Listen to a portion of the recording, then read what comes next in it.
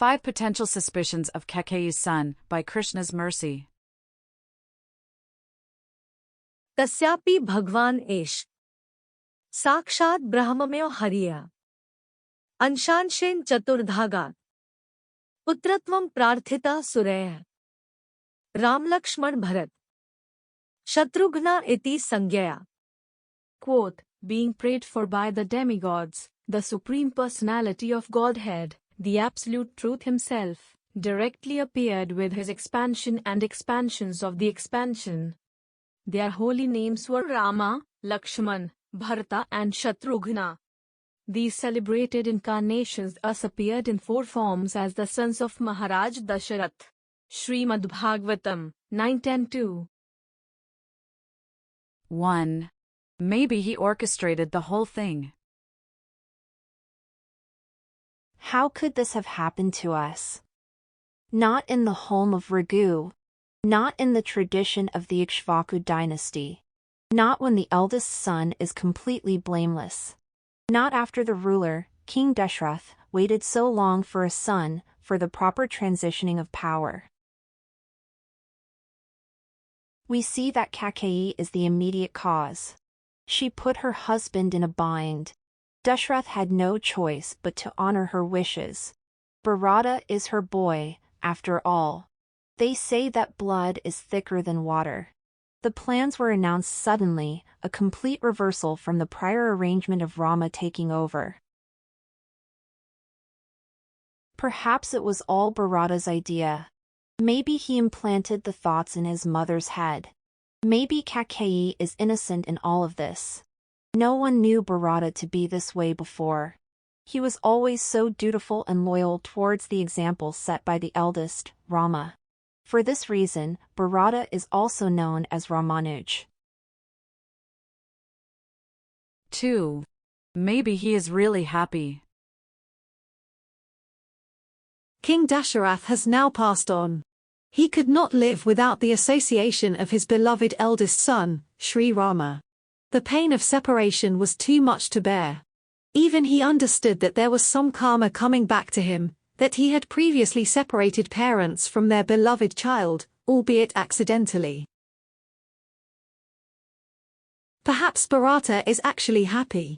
Maybe he takes pleasure in the misery of others. Kaikeyi has not seemed to soften, at all. She has not voiced any regrets. Maybe both mother and son are happy that the obstacles are out of the way. The coup is complete. 3. Maybe he coveted the kingdom all along. Did Bharata covet the kingdom from the beginning? He had to know since childhood that there was no way for him to ascend the throne. The birthright went to the eldest, to the one who followed righteousness without blemish. Bharata had to know that no one would agree to Rama being ousted from the kingdom. 4. Maybe he is just pretending to be sad. Bharata has returned home. He learned about the death of his father. He appears to be devastated. He looks like he is ready to kill his own mother. But maybe it is all for show. Bharata must know that all eyes are on him. He must be pretending just so that others will not revolt. He needs to keep the subjects in check, after all. 5. Maybe he is not so renounced. Bharata took the extraordinary step of traveling to the forest and asking Rama to return home. If not that, then at least Bharata would take Lakshman's place. One younger brother for another. Bharata is older than Lakshman, after all. This might be just a formality. Bharata would have to know that Rama refuses to violate the order of his father. Bharata is going to get the kingdom, no matter what. Perhaps he is not that renounced, after all. Maybe he is enjoying what happened to fall in his lap.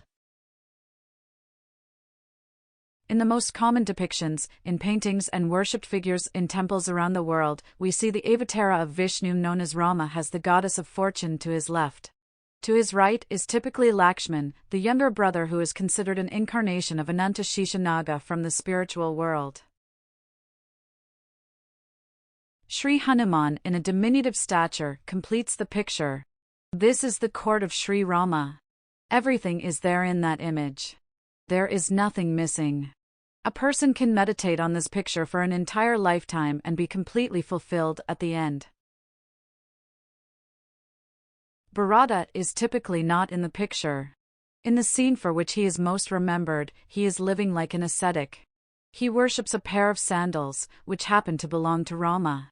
In this case, Bharata is actually the king of Ayodhya, but he refuses to enjoy any of the comforts associated with the title.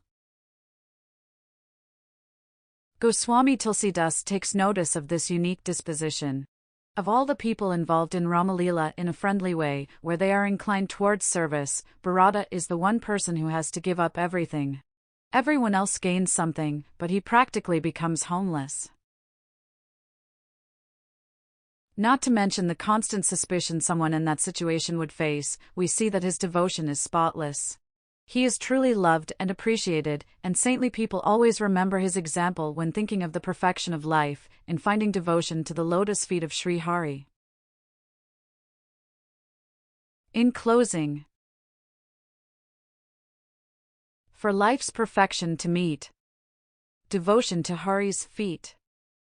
In spirit like Bharata bound, whereafter in forest found, to give up everything deciding, like hermit in outside residing, waiting years 10 and 4, beloved Rama's return for.